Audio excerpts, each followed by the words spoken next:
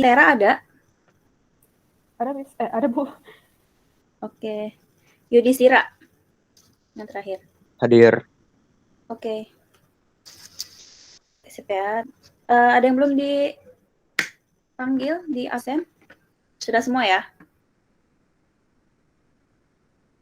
Oke, udah semua berarti.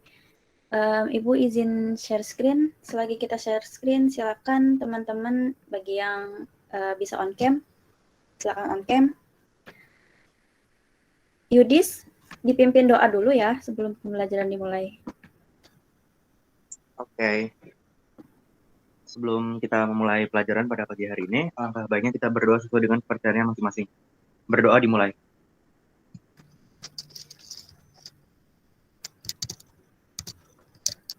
Berdoa selesai. Alhamdulillah. Oke, terima kasih Yudis. Oke, dibuka dulu ya. Assalamualaikum warahmatullahi wabarakatuh. Oke, pagi semuanya. Semoga sehat-sehat semua ya. Udah pada sarapan?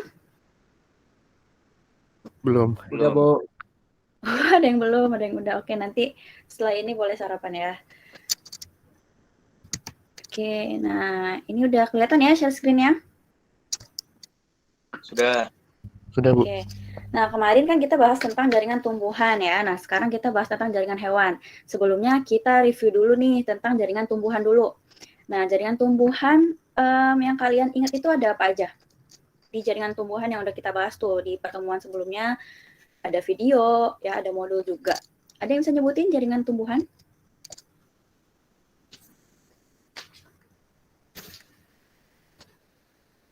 Ayo, masih ingat gak? Buka dulu nih catatannya. Boleh siapa? Asifa. Jaringan meristem. Iya. Terus? Jaringan Satu lagi? dewasa.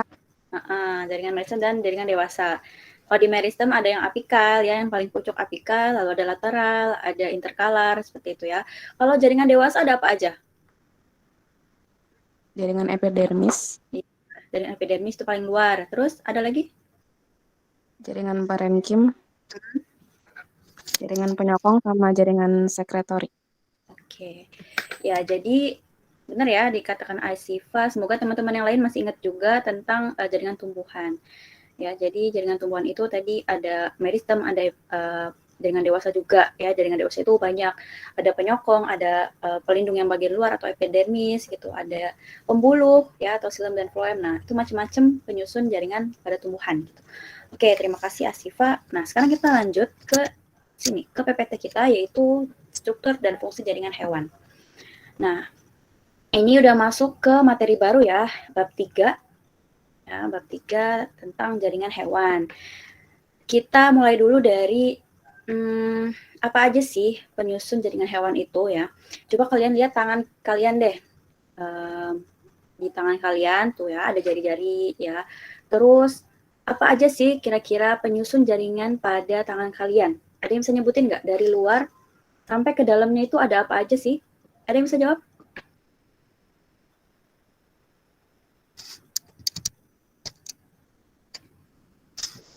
Jaringan pada apa, Bu? Kenapa? Tadi di jaringan apa? Jaringan tangan. Iya, pada tangan kita itu ada jaringan apa aja nih? Kalau dilihat dari luar sampai ke dalamnya tuh ada jaringan apa aja kira-kira? Nah, kalian udah tahu tuh pada jaringan tumbuhan ya, dari luar ada epidermis, ada di dalamnya ada jaringan parenkim gitu. Nah, coba kalau lihat pada tangan kita itu ada jaringan apa aja? Ada yang bisa nyebutin nggak? Saraf. Kenapa Dewa? Kulit. Kulit. Iya, Hadian tadi. Kenapa? Saraf bener nggak, Bu? Saraf. Oke, betul. Ada sarafnya. Ada kulitnya bagian luar. Oke, epidermis. Tulang. Otot. Otot. Hadian tadi bilang apa? Epitel, Bu. Tulang. Epitel, tulang. Oke, nah itu banyak banget ya ternyata. Dari luar sampai ke dalam itu ada pertama ada kulit atau epitel tadi, betul ya, ada epitel, ada otot, ya ada tulang juga, dan juga ada darah gitu ya, wah banyak, ada saraf juga. Nah itu semua akan kita pelajari hari ini gitu teman-teman. Nah ini peta konsepnya ya, seperti biasa, jaringan epitel, jaringan ikat, otot, dan juga saraf. Nah keempat jaringan inilah penyusun jaringan hewan gitu. Nah, ini tujuan pembelajarannya. Setelah kalian melaksanakan pembelajaran secara daring dan berdiskusi juga ya, kita belajar bersama, peserta didik diharapkan dapat mengidentifikasikan macam-macam jaringan hewan, itu ada apa aja, dan mengidentifikasi ciri-ciri, letak, fungsi, dan juga jenis-jenis jaringan hewan tadi, gitu. Jadi contohnya seperti itu. Oke, yang pertama tadi paling luar ya, yaitu jaringan epitel. Nah, jaringan ini melapisi permukaan tubuh dan membatasi rongga tubuh. Jadi jaringan epitel itu fungsi utamanya adalah untuk proteksi karena dia paling di luar gitu ya, berada paling luar. Nah, jaringan epitel itu ada bagian-bagian ini. Yang pertama eksotelium. Nah, eksotelium itu adalah jaringan epitel yang melapisi bagian luar tubuh. Nah, berarti contoh dari eksotelium ini apa? Contoh dari eksotelium? Kulit, Bu. Kulit. Oke, betul ya. Jadi contoh dari eksotelium atau yang melapisi bagian luar tubuh kita itu adalah kulit kita, gitu. Oke, makasih tadi siapa? Ben dan Hadian ya. Oke, betul. Nah, selanjutnya mesotelium. Nah, kalau mesotelium ini membatasi suatu rongga. Ya, jadi contohnya itu ada pada paru-paru kita. Nah, paru-paru itu kan dilapisi oleh suatu selaput dan selaput tersebut juga di dalamnya itu terdapat rongga ya. Ada selaputnya lalu ada rongganya. Nah, itu juga dibatasi oleh suatu jaringan epitel yang dinamakan dengan mesotelium seperti itu. Nah, kalau endotelium, endotelium ini baru dia melapisi organnya ya. Seperti contohnya pada jantung ya, jantung itu juga dilapisi suatu membran atau suatu jaringan tipis ya, epitel yang dinamakan dengan perikardium gitu. Nah, itu merupakan contoh dari endotelium gitu. Jadi membatasi organisme secara langsung. Lalu ciri utama dari jaringan epitel, dia sel-selnya tersusun rapat. Yang pertama, selnya tersusun rapat. Kenapa sih rapat? Nah, karena dia membatasi paling luar tubuh, paling luar organ gitu ya, agar tidak ada benda asing yang masuk, seperti pada kulit misalnya. Nah, pada kulit itu berarti melindungi dari gesekan, melindungi dari benda-benda asing, kotoran, debu gitu ya. Itu tidak bisa masuk ke dalam kulit kita gitu. Karena terlindungi oleh jaringan epitel tadi, karena sel-selnya tersusun sangat rapat gitu. Lalu pada jaringan epitel itu tidak mengandung pembuluh darah. Ya, tidak mengandung pembuluh darah dan juga mempunyai kemampuan regenerasi yang cukup tinggi ya, seperti yang kita tahu misalnya ada jaringan kulit kita yang terluka gitu. Nah, itu dengan cepat sel-selnya itu akan mengganti dengan yang baru ya, membelah dan sembuh gitu. Makanya dikatakan memiliki kemampuan regenerasi yang tinggi. Seperti itu. Jadi intinya jaringan epitel ini adalah untuk proteksi ya, untuk perlindungan. Nah, selain untuk proteksi terdapat bentuk-bentuknya nih, di mana nanti bentuk-bentuk jaringan epitel ini ada fungsi tertentunya lagi. Nah, kita bahas yang pertama yaitu epitel pipih. Nah, berarti bentuk selnya itu pipih ya atau gepeng. Nih, bisa dilihat pada gambar. Ya, ada sel-sel. Nah, jaringan itu kan tersusun atas sel ya. Nah, ini jaringan epitel 1, 2, 3, 4 gitu. Nah, kita bisa lihat nih selnya berhimpitan sangat rapat ya, tidak ada ruang antar selnya. Itu. Nah, epitel pipih selapis berarti epitelnya selapis terdiri dari satu baris saja dan bentuknya pipih, berfungsi untuk difusi dan juga filtrasi. Nah, kalau difusi itu kan pertukaran zat ya, pertukaran zat seperti yang sudah kita bahas pada transport membran ya. Difusi itu pertukaran zat. Lalu filtrasi. Nah, kalau filtrasi ini artinya adalah penyaringan. Nah, kita lihat di bawah sini epitel pipih itu terdapat pada dinding alveolus. Ada yang tahu nggak alveolus itu di mana? Paru-paru. Paru-paru, oke betul. Ada di paru-paru. Berarti untuk apa? Pertukaran gas. Pertukaran gas. Oke, Yudis betul. Untuk pertukaran gas. Nah, berarti untuk difusi ya, difusi gas CO2 dan O2 di dalam paru-paru gitu. Itu tersusun atas epitel pipih selapis agar gas tersebut mudah untuk bertukar gitu. Oke, lanjut ke sini. Saluran pembuluh darah dan juga limfe. Nah, ini di saluran pembuluh darah juga tersusun atas epitel pipih selapis. Karena pada darah juga itu terlaksana proses difusi ya. Kan misalnya kita makan terus diserap oleh usus. Nah, di usus itu kan nanti akan dihantarkan ke pembuluh darah ya, nutrisi-nutrisinya berupa makanan yang sudah dalam bentuk yang sederhana. Nah, itu akan dibawa oleh darah ya, diantarkan ke seluruh tubuh kita, di mana nanti nutrisi itu akan berdifusi ya dari pembuluh darah ke sel-sel tujuannya gitu yang membutuhkan nutrisi. Selanjutnya glomerulus. Ada yang tahu glomerulus di mana? Ginjal. Ginjal. Oke, betul. Jadi masih ingat ya. Berarti glomerulus itu ada di ginjal, fungsinya untuk difusi apa filtrasi ini? Kenapa Erlangga? Berfungsinya untuk menyaring protein, bukan, Bu? Iya, oke, betul. Untuk menyaring tepatnya darah dulu ya. Jadi darah itu pas baru masuk nih ke ginjal, itu pertama kompartemennya adalah glomerulus. Jadi disaring dulu di situ darahnya, bisa berupa protein, betul ya. Lalu zat-zat lain yang ukurannya masih besar ya. Itu bisa disaring oleh glomerulus. Nah, ini adanya di ginjal ya. Jadi untuk menyaring darah. Lalu ada pada selaput organ. Nah, seperti yang tadi kita bahas, selaput organ contohnya ada pada pelura ya, pada paru-paru, selaputnya adalah pelura. Lalu pada perikardium ya, pada jantung. Nah, itu merupakan epitel pipih selapis gitu. Oke, kita lanjut. Nah, setelah yang selapis juga ada nih pipih berlapis. Nah, fungsinya itu untuk pelindung atau proteksi. Ya, nih epitelnya tidak hanya selapis, berlapis-lapis banyak ya. Tersusunnya seperti ini sama, tidak ada ruang antar selnya. Itu. Jadi sangat rapat. Adanya di kulit kita.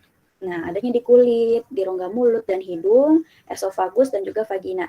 Pokoknya epitel pipih berlapis ini dia berada pada permukaan yang membutuhkan pelindung atau proteksi yang sering terkena gesekan gitu. Seperti pada kulit kita ya yang bergesekan setiap hari dengan baju kita, dengan lingkungan luar gitu ya. Nah, itu dibutuhkan epitel pipih berlapis agar dapat melindungi jaringan yang ada di bawahnya gitu. Kan nanti ini merupakan epitel pelindung ya. Nah, di sini nanti ada jaringan darah, jaringan saraf seperti itu. Jadi untuk melindungi jaringan yang ada di bawahnya juga gitu. Oke. Kita lanjut ke epitel kubus. Nah, yang kedua ini berbentuknya kubus ya, seperti kotak-kotak seperti ini. Yang di tengah ini ya, yang coklat-coklat itu inti sel ya, teman-teman. Nah, bentuknya itu menyerupai kubus, fungsinya untuk sekresi dan absorpsi. Jadi kalau epitel kubus ini, kubus selapis maupun berlapis ya, nanti kita akan bahas. Nah, itu fungsi utamanya adalah untuk sekresi ya, untuk sekresi. Biasanya ada pada kelenjar ya, saluran kelenjar ludah dan kelenjar keringat gitu.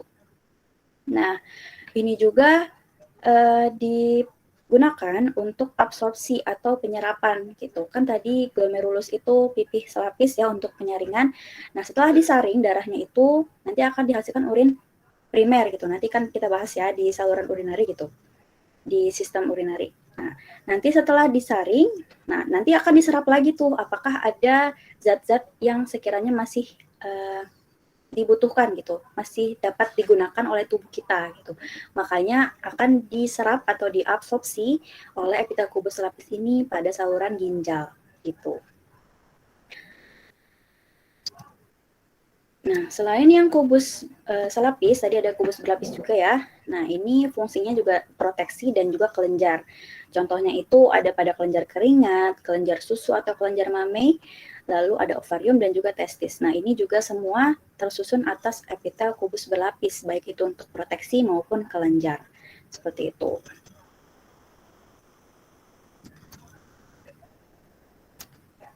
Nah, ini epitel silindris. Nah, tadi ada pipih, kubus, dan silindris. Nah, ada 3 bentuk utama ya dari epitel ini. Kalau yang epitel silindris lapis, itu fungsi untuk absorpsi. Wah, hampir sama ya, seperti pada epitel kubus. Nah, tapi kita lihat dulu nih, ada di mana dia? Nih ya, ada pada kelenjar pencernaan, selaput mukosa, usus, dan juga lambung. Nah, jadi kalau epitel silindris lapis ini khususnya ada pada usus ya, ada usus, lambung, pokoknya pada saluran pencernaan, itu fungsinya untuk menyerap nutrisi, ya, menyerap makanan yang telah berbentuk sederhana gitu. Nah, ini di atasnya, ini teman-teman bisa lihat, di sini ada yang dinamakan dengan villi, ya, ada kayak sikat halus seperti ini, ya, berbentuk seperti sikat. Nah, ini merupakan villi, ya, dinamakan dengan villi. Dia fungsinya untuk memperluas daerah penyerapan gitu. Kan fungsinya tadi untuk menyerap nutrisi ya, menyerap makanan. Nah, ini agar dipermudah ya, agar efektif, maka terbentuklah villi gitu. Seperti lakukan-lakukan ya, seperti sikat. Nah, selain itu untuk sekresi mukus. Nah, pada organ pencernaan ya, contohnya pada usus juga, itu menghasilkan mukus yang biasa isinya itu adalah enzim. Baik itu enzim untuk pencernaan maupun enzim untuk memecah zat-zat asing seperti kuman gitu ya. Kan kalau kita makan sesuatu, nah itu belum tentu bersih dari kotoran atau kuman gitu kan. Nah itu nanti di dalam pencernaan kita, kumannya itu akan dihancurkan gitu oleh enzim. Nah itu berada pada mukus ya, atau cairan. Seperti itu. Nah selanjutnya epitel silindris berlapis gitu. Fungsinya untuk proteksi dan juga sekresi. Nah sekresi juga. Terdapat pada uretra, jadi uretra itu adalah saluran untuk mengeluarkan urin ya dari kantung kemih ke lingkungan luar gitu dari tubuh kita. Itu dinamakan uretra. Lalu lapisan konjungtiva. Nah, lapisan konjungtiva ini fungsinya ini ya sekresi kalau epitel silindrisnya untuk menjaga agar mata tidak kering gitu. Kan mata itu harus selalu basah ya, harus selalu lembab. Nah, makanya di lapisan konjungtiva ini terdapat epitel silindris berlapis di mana dia menghasilkan suatu zat yang menjaga agar mata itu tidak kering seperti itu. Yang menghasilkan cairan.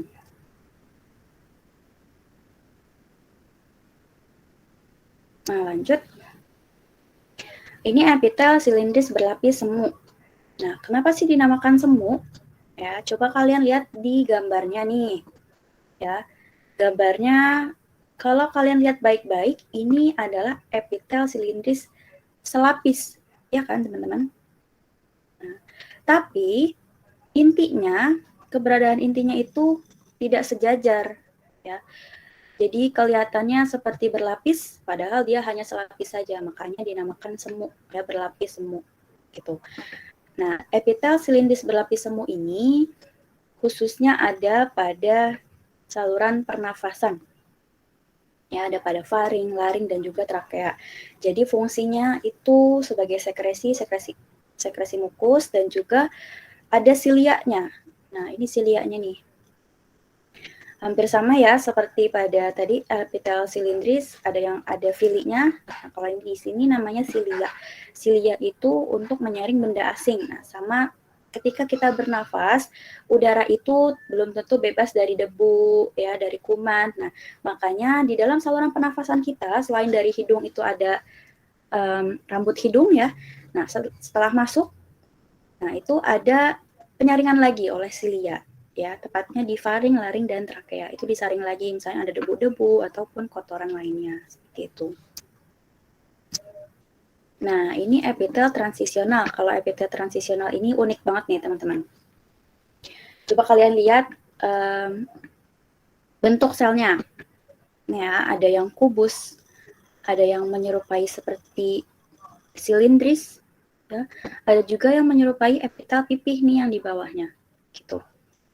Nah, epitel transisional ini berfungsi untuk menahan regangan dan tekanan. Transisional itu kan artinya perubahan ya. Jadi epitelnya ini bisa berubah. Wah, berubah jadi apa tuh? Kita lihat dulu nih. Terdapat pada kantung kemih, ureter, dan pelvis ginjal. Nah, pada kantung kemih, contohnya yang gampang ya. Kantung kemih itu berfungsi untuk menampung urin, ya kan? Menampung urin. Nah, urin itu dihasilkan oleh ginjal terus-menerus kan setiap waktu gitu. Darah itu disaring terus-menerus oleh ginjal. Nah, urin yang telah jadi ya siap dikeluarkan dari tubuh kita itu ditampung dulu di kantung kemih. Nah, semakin banyak ginjal itu mengeluarkan urin, maka kantung kemihnya terisi semakin banyak ya. Nah, ini misalnya terisi urin di sini. Nah, lalu karena urinnya semakin banyak gitu ya. Nah, ini akan menekan epitel tadi. Ya, akan menekan epitel tersebut sehingga sel-selnya itu menjadi tertekan dan menjadi pipih gitu. Untuk memperluas volume dari kantung kemih seperti itu. Jadi nanti ini tertekan ke bawah menjadi pipis semua, jadi urinnya tertampung semakin banyak. Jika urin tersebut sudah keluar dari tubuh kita, epitel tersebut akan kembali normal lagi seperti itu. Jadi akan naik lagi gitu, akan seperti ini. Makanya dinamakan transisional atau perubahan gitu ya, bisa berubah gitu. Nah, tadi yang pertama epitel ya, epitel sudah selesai. Sekarang jaringan ikat. Nah, jaringan ikat adalah jaringan yang mengikat dan menyokong bagian tubuh gitu. Jadi yang memperkuat ya, memperkuat bagian-bagian tubuh. Ciri utamanya, selnya tidak berhimpitan merapat gitu. Jadi dia beda ya sama epitel. Epitel itu sangat rapat, tidak mempunyai ruang antar sel. Kalau jaringan ikat, dia sel-selnya ada jaraknya, ada ruang antar selnya. Ya, dinamakan matriks tuh, ruang antar selnya dinamakan matriks. Nah, matriksnya itu bisa berupa cairan, ya, ada seratnya juga. Nah, seratnya nih, ada serat kolagen, serat elastin, dan juga serat retikuler. Serat-serat ini berbeda dalam hal penyusunnya. Ya, kalau kolagen itu tersusunnya sangat kompleks, jadi bentuknya itu lebih besar ya dibandingkan dengan retikuler. Kalau retikuler itu bentuknya tipis gitu. Kalau elastin dia memiliki elastisitas yang tinggi, sama seperti retikuler gitu. Lalu terdiri atas sel dan matriks tadi. Jadi ada sel, ya sel dan sel gitu ya, kan jaringan itu tersusun atas sel. Nah, tapi juga ada matriksnya gitu, karena ada ruang antar sel. Nah, jaringan ikat itu ada apa aja sih? Nah, yang pertama ada jaringan ikat longgar, ikat padat, ada jaringan darah, jaringan tulang keras dan juga tulang rawan, dan terakhir lemak, jaringan lemak gitu. Yang pertama jaringan ikat longgar. Nah, kalau jaringan ikat longgar ini, ya dia itu sel-selnya besar, ruang antar selnya. Ya, jadi sel-selnya terlihat sangat berjauhan. Lalu ruang antar selnya otomatis besar, ya. Seratnya, kalau seratnya itu dia lengkap, ada kolagen, elastin, dan retikuler ya, semuanya hampir sama. Berfungsi untuk menyelubungi serat otot. Ya, serat otot itu juga diselubungi oleh suatu jaringan ikat. Nah, itu dinamakan perimisium ya. Nanti kita akan bahas juga tuh di sistem gerak ya. Otot itu diselubungi oleh yang dinamakan perimisium. Nah, itu tersusun atas jaringan ikat longgar. Dan juga pada mesentrium. Nah, kalau mesentrium ini adanya di usus gitu. Jadi usus itu dilindungi oleh mesentrium, ya, di mana mesentrium ini menjaga agar usus itu tidak berpindah tempat, tidak bercerai-berai gitu kan, panjang ya. Nah, itu dilindungi oleh mesentrium gitu. Selanjutnya jaringan ikat padat. Kalau jaringan ikat padat ya, kita lihat nih di gambarnya. Ya. Serat-seratnya itu banyak ya, lebih kompleks dibandingkan jaringan ikat longgar. Jadi kalau jaringan ikat padat itu memiliki sedikit ruang antar selnya ya. Sedikit ruang antar sel tuh. Seratnya yang memenuhi ruang antar sel. Lalu berfungsi sebagai penghubung antar tulang dan juga tulang dengan otot. Kalau tulang dengan otot dinamakan tendon, kalau penghubung antar tulang itu namanya ligamen. Juga berfungsi sebagai proteksi, yaitu pada dermis. Jadi pada dermis kita kan tadi ada epidermis, ada dermis gitu ya, di bawah epidermis. Nah, itu tersusun atas jaringan ikat padat dan juga ikat longgar gitu. Jadi ada bermacam-macam jenis jaringan ya pada tubuh kita gitu. Nah, ini sudah ya. Oh ya, seratnya ini kan besar-besar ya. Nah, ini didominasi oleh serat kolagen gitu. Karena terlihat sangat besar dan juga memenuhi ruang antar sel. Berbeda dengan ini ya. Kalau yang ini dia sedikit ya seratnya, kalau yang ini sangat memenuhi ruang antar sel. Oke, lanjut. Sekarang jaringan tulang rawan. Tulang rawan dia juga disebut dengan kartilago ya, kartilago. Matriksnya berupa kondrin. Jadi kondrin itu adalah jenis dari polisakarida ya atau karbohidrat dan juga memiliki sel. Nah, selnya itu disebut dengan kondrosit ya. Kondrosit nih ya, hialin. Contohnya pada tulang rawan hialin dulu. Nah, ini ada kondrosit ya. Jadi kalau pada tulang rawan itu ada lakuna dan ada kondrosit. Jadi lakuna itu seperti cekungan ya atau wadah di mana nanti diisi cekungan tersebut oleh sel-sel dari kartilago atau sel-sel yang dinamakan dengan kondrosit tadi gitu. Jadi berada di dalam lakuna kondrositnya. Gitu. Nah, ini ada bermacam-macam ya. Ada hialin, ada fibrosa dan juga ada elastis atau elastin. Ya. Nah, ini ada tabel perbedaannya. Yang pertama dari warnanya. Kalau dari warnanya, ini di sini kita bisa lihat, oh warnanya ini merah semua nih ya kalau di sini. Merah, merah, merah. Sebetulnya warnanya itu berbeda-beda nih teman-teman. Ini berwarna merah karena sudah diberi pewarna ya, karena ini kan dilihatnya oleh mikroskop ya. Kalau pada mikroskop itu harus diberi pewarna agar jelas terlihatnya mana selnya, mana seratnya, mana matriksnya gitu.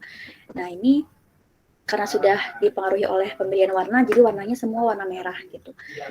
Nah, aslinya warna pada tulang rawan itu berbeda-beda. Yang pertama hialin, kalau hialin itu putih biru atau transparan ya. Kalau elastis itu berwarna kekuningan, kalau yang fibrosa itu gelap keruk. Ini fibrosa ya. Fibrosa yang ini. Lalu seratnya, nah seratnya yang dominan juga beda nih. Kalau yang hialin dia itu didominasi oleh serat retikuler dan juga elastis gitu. Jadi ada retikuler dan juga elastik itu paling mendominasi hialin tadi. Hialin itu makanya memiliki elastisitas yang tinggi gitu. Jadi memiliki elastisitas yang tinggi karena tersusun oleh serat-serat yang halus, retikuler dan juga elastis gitu. Letaknya ada pada persendian, saluran pernafasan. Ya, jadi saluran pernafasan itu contohnya pada trakea ya. Kalau pada trakea itu kan seperti batang tenggorokan gitu ya. Di sini di batang tenggorokan. Nah, itu tersusun atas tulang rawan gitu. Kan ada bulut-bulutnya seperti cincin. Nah, itulah tulang rawannya gitu. Lalu pada ujung tulang rusuk gitu. Jadi untuk melindungi. Lalu yang elastis. Nah, elastis juga berwarna kekuningan. Serat dominannya adalah elastis. Serat elastis. Tapi dia juga memiliki beberapa kolagen gitu, beberapa serat kolagen. Tapi elastisitasnya masih terbilang cukup tinggi. Berada di telinga kita. Telinga itu tulang rawan elastis gitu. Ada pada laring dan juga pada epiglotis atau katup ya, katup yang membatasi antara saluran pernafasan dan juga saluran pencernaan gitu. Itu katup epiglotis. Dan terakhir fibrosa. Oke, kita lanjut ke bagian nomor 3 yaitu jaringan otot. Kalau jaringan otot pasti kalian udah tamat nih, ya kan? Untuk menggerakkan bagian-bagian tubuh fungsinya. Ciri utamanya berupa serabut ya, serabut-serabut yang disebut dengan miofibril. Miofibril, mio itu artinya otot, mio. Ya bagian apa dari bahasa Latin, mio. Mio itu artinya otot dan fibril itu artinya serat atau serabut. Jadi serabut otot disebutnya ya. Nah, serabut otot ini memiliki filamen aktin dan miosin. Ya. Kalau kalian masih ingat di komponen sel, aktin dan miosin itu terdiri dari apa? Tersusun dari apa? Karbohidrat, protein, lemak, atau asam nukleat? Ada yang masih ingat nggak? Waduh. Ada yang masih ingat nggak? Aktin dan miosin. Nah, aktin dan miosin. Lupa. Oke, gak apa-apa. Nanti dibuka lagi catatannya ya. Nah, ini tersusun atas apa? Protein. Iya, tersusun atas protein ya. Protein aktin dan protein miosin. Seperti itu. Jaringan otot itu ada otot apa aja? Coba siapa nih ya yang belum ngomong? Coba Teguh. Teguh ada?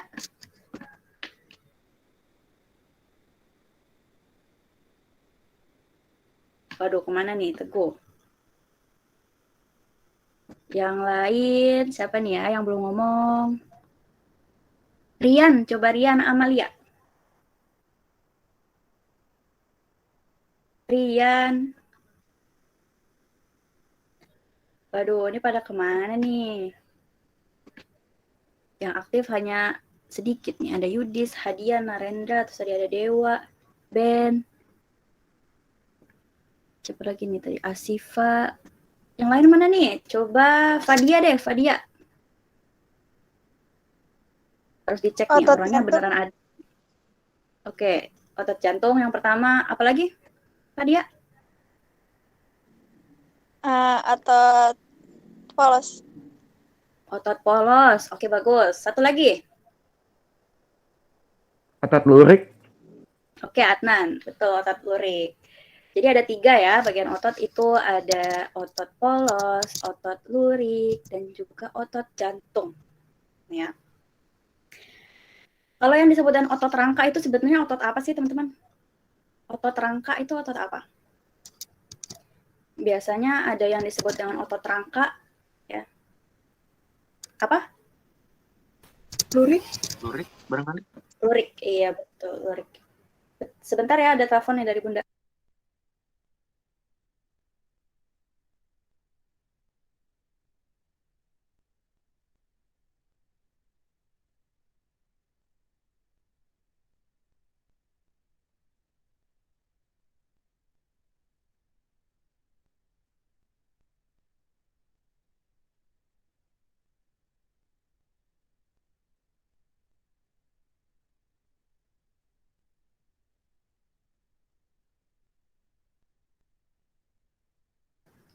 Oke, kita lanjut ya.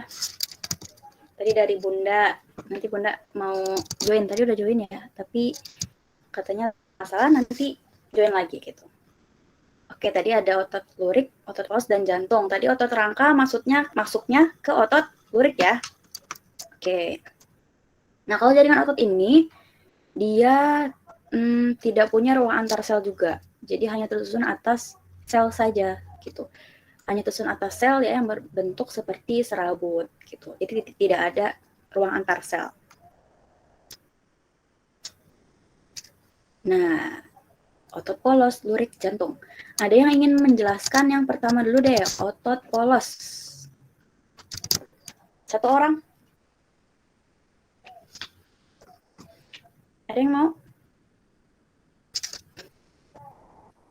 Ayo. Dari bentuknya, terus intinya ada di mana, terdapat di mana. Keisha boleh, silakan. Jadi otot polos itu berbentuk gelondong dengan inti yang berada di tengah sel dan bekerja secara tak sadar atau involunteer. Ya. Otot polos berada di rongga tubuh dan berkontraksi lambat. Oke, berada di rongga tubuh. Contohnya di mana nih otot polos, Keisha? Contohnya di mana? Rongga tubuh. Berarti ada di mananya tuh? Pada organ penting kayak saluran pencernaan. Iya, oke. Contohnya pada saluran pencernaan, betul. Ya, kita buka dulu jawabannya. Oke. Bentuknya gelendong, ya, intinya di tengah sel. Ujungnya ini agak runcing ya kalau otot polos. Lalu bekerja secara tak sadar atau involunter.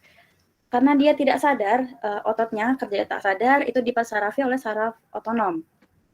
Ya, lalu berada di rongga tubuh. Nah, rongga tubuh itu contohnya ada di saluran pencernaan. Karena saluran pencernaan itu dia melakukan gerak, namanya gerak peristaltik. Ya, gerak peristaltik ini itu seperti memindahkan makanan. Ya, tadinya kita telan, terus dia berjalan ya ke lambung kita, dari lambung ke usus besar, usus halus ya. Nah, itu bergerak dengan cara peristaltik atau seperti diremas gitu ya oleh otot polos tadi gitu. Jadi otot polos ini ada pada sistem pencernaan, tapi ada juga pada sistem pernafasan juga gitu. Ini ada pada sistem pernafasan dan pencernaan. Oke, lanjut. Terima kasih Keisha. Selanjutnya otot lurik atau otot rangka. Ada yang mau jawab? Otot rangka. Ayo. Yang belum ngomong nih, siapa nih? Gilang, ada Gilang?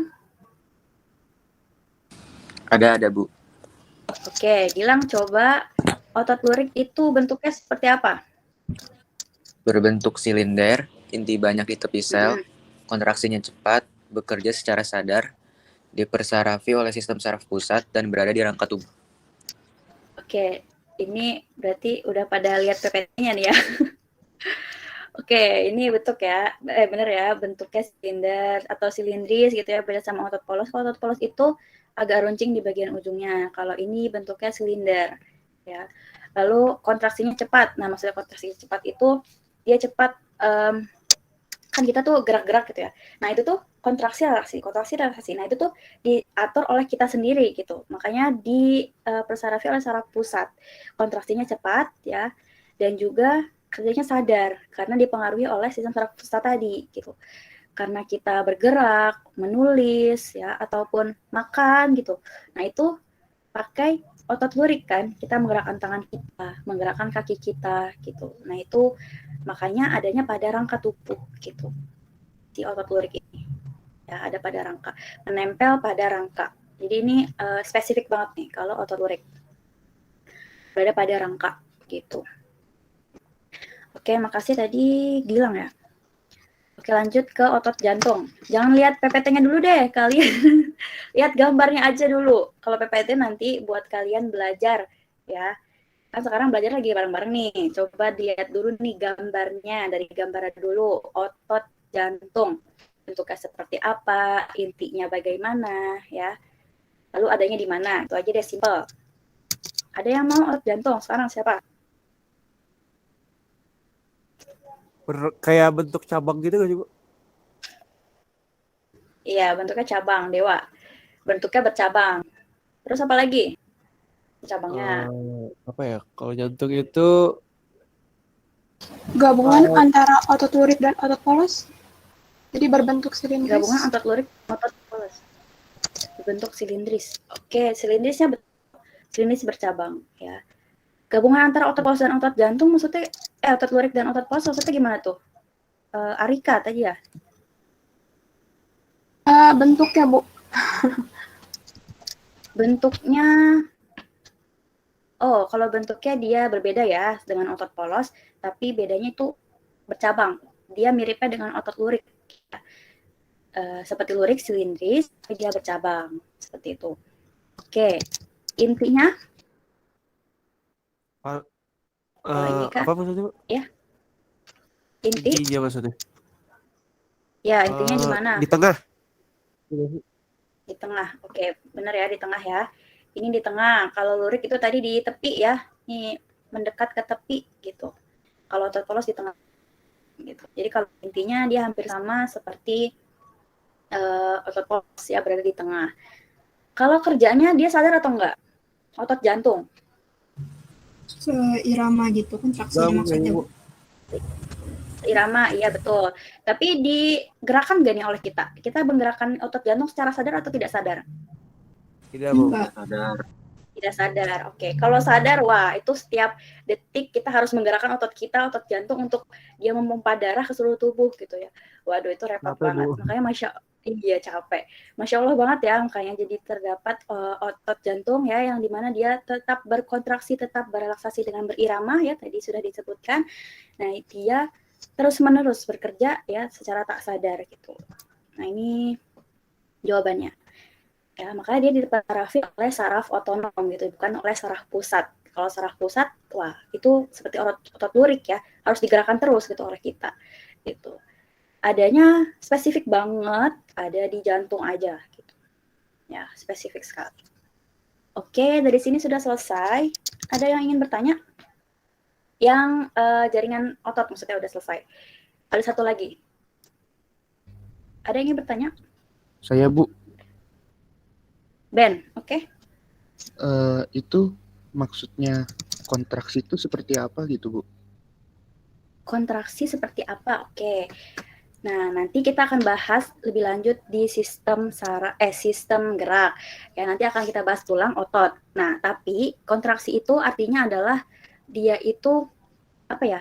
Kalau kan ada protein aktin dan miosin ya. Nah, itu dia nanti akan kita lihat berbentuknya itu seperti serabut ya, serabut halus.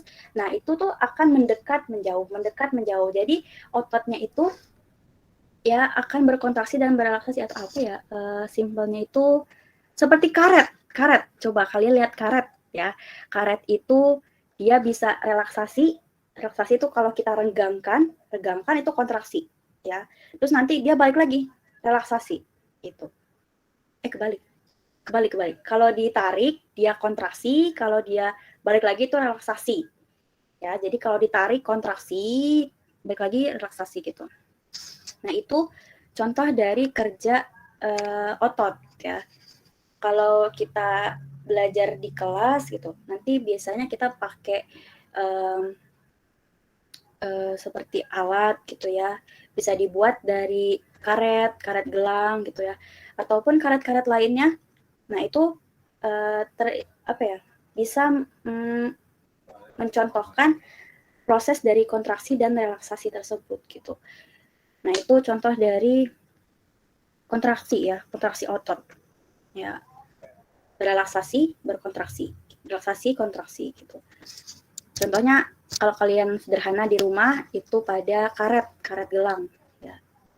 Contohnya seperti itu. Kalau mau tahu artinya kontraksi relaksasi, seperti itu Ben. Ada yang ingin ditanyakan lagi Ben? Enggak, Bu, udah. Terima kasih. Oke, sama-sama. Nanti tuh kita bahas di otot ya, di sistem gerak. Nah itu akan kita lihat gimana sih caranya otot itu berelaksasi dan berkontraksi gitu. Nanti akan kita lihat di dalam selnya, itu kan tadi ada protein aktin dan miosin ya. Nah, itulah yang membuat sel itu dapat berkontraksi dan berelaksasi gitu. Oke, kita lanjut ya ke yang terakhir yaitu jaringan saraf. Jaringan saraf ini untuk menanggapi rangsang atau kita sebut dengan impuls dan meneruskan impuls tersebut dari bagian tubuh yang satu ke bagian tubuh yang lainnya. Nah, jaringan saraf ini terletak menyebar di seluruh permukaan tubuh kita, baik itu di permukaan maupun di dalam gitu ya. Jadi kan beradanya di bawah kulit ya, di bawah kulit, di dermisnya. Nah, itu ada jaringan saraf ya. Jaringan saraf ini terdiri dari neuron atau sel saraf dan juga neuroglia. Nah, tapi neuroglia itu hanya ada pada sistem saraf pusat gitu. Jadi kita lihat nih ya. Nah, ini pada sistem saraf pusat nih contohnya ya, pada gambarnya. Ya, sistem saraf pusat itu contohnya adalah otak ya, otak dan juga batang otak. Nah, itu termasuk jaringan saraf pusat. Nah, mereka atau sistem saraf pusat itu tersusun atas neuron dan neuroglia. Ini neuron. Nah, terus kalau yang teman-teman yang lain ya, teman-teman yang lain mana nih? Coba kita warna hijau deh ya. Yang merah itu neuron, kalau yang hijau ini sel ependim, sel astrosit, lalu mikroglia, oligodendrosit. Nah, ini bagian dari saraf pusat. Kita bahas sel neuron atau sel saraf tersebut. Ada dendrit ya, ini dendrit. Dendritnya itu berfungsi untuk menerima impuls dari luar masuk ke sini. Masuk ke sini lalu diterima oleh badan sel akan meneruskan ke akson. Nah, akson itu merupakan perpanjangan sitoplasma dari badan sel. Ya, ini kalau kita lihat lebih jelas di sini.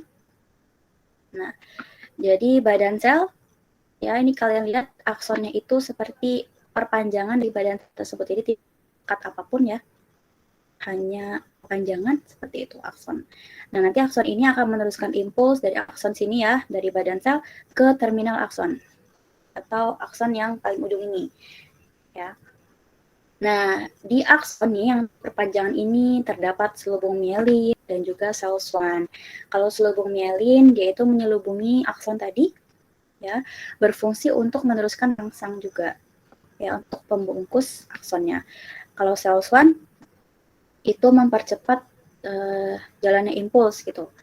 Nah, tapi kalau kalian lihat lagi, nah, di sini nodus Ranvier.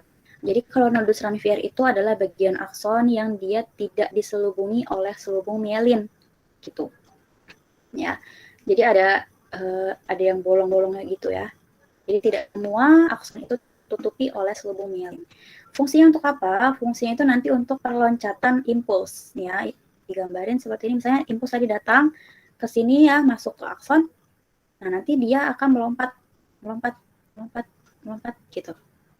Nah, nanti sampai di sini baru nanti ada sel saraf lainnya ya. Nah, misalnya dendritnya gitu. Nah, nanti akan diteruskan ke sel saraf lainnya seperti itu. Ada yang ingin bertanya? Tiga, 2, 1. Oke, nggak ada ya. Insya Allah teman-teman semoga semuanya sudah mengerti ya, sudah paham. Tidak hanya dihafalkan saja gitu ya. Tapi kita harus paham materinya. Kalau kita insya Allah nanti juga hafal gitu. Ada apa aja ataupun fungsinya apa aja gitu. Nah, itu bisa kita pahami. Oke, kalau tidak ada pertanyaan, pembelajaran hari ini materinya sudah selesai. Alhamdulillahirrahmanirrahim. Sebelum kita tutup, coba ada satu orang yang menjelaskan kesimpulan. Kesimpulan dari hari ini kita udah belajar apa aja sih gitu. Satu orang aja. Belajar mengenai jaringan-jaringan hewan. Itu jaringan epitel, jaringan ikat, ya, jaringan otot, dan jaringan saraf. Oke, ada 4 jaringan. Fungsi epitel apa? Untuk epitel pelindung, proteksi permukaan tubuh. Iya, betul. Epitel untuk pelindung. Kalau ikat untuk? Ikat menyokong bagian-bagian tubuh. Menyokong, oke, menyokong, ikat untuk menyokong. Kalau otot? Menggerakkan bagian tubuh. Menggerakkan bagian tubuh. Kalau saraf? Menangkap rangsang dan meneruskannya. Siap. Oke, betul ya. Jadi itu adalah kesimpulan yang kita pelajari hari ini. Gitu. Semoga teman-teman bisa paham ya. Terima kasih Ben sudah menjelaskan kesimpulan hari ini. Dan juga teman-teman yang lain nih yang sudah berpartisipasi aktif gitu ya.